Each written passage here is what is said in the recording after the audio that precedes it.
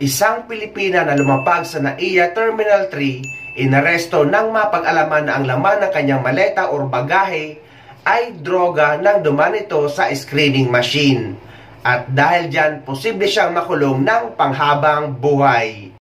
Naharang ang isang Pinay matapos magtangkang magpuslit ng ilegal na droga sa Pilipinas. Naaresto siya sa Terminal 3 ng Ninoy Aquino International Airport. Base sa investigasyon, ang suspect ay mula pa sa Sierra Leone, West Africa at uuwi na ng Pilipinas. Nabisto ang mga illegal na droga nang dumaan siya sa scanner ng paliparan at nang amuyin ang kanyang bagahe ng K9 unit. Nakuha sa kanya ang 2 bag ng hininalaang shabu. Halos 5,000 gramo ng nakumpiskang kontrabando.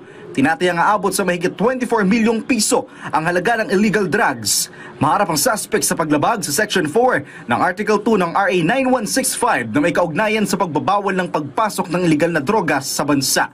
Posible siyang makulong ng panghabang buhay o magpiyansa ng aabot sa 10 milyong piso. Naharang po sa NAIA ang isang Pinay na may dala umanong cocaine na nagkakahalaga ng mahigit 24 na milyong piso.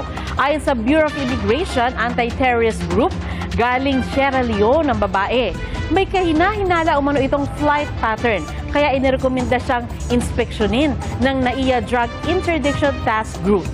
Doon na nakita ang cocaine na nakatago sa lining ng kanyang mga handbag at maleta. Maharap sa mga kaso para sa drug trafficking ang suspect.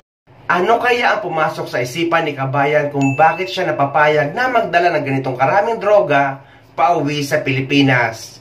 Siguro nasilaw siya sa malaking pera na inaalok ng mga sindikato para dalhin ang isang bagahe or maleta na hindi nila alam na laman ito ay droga. Good luck na lang sa iyo, Kabayan, sa kulungan.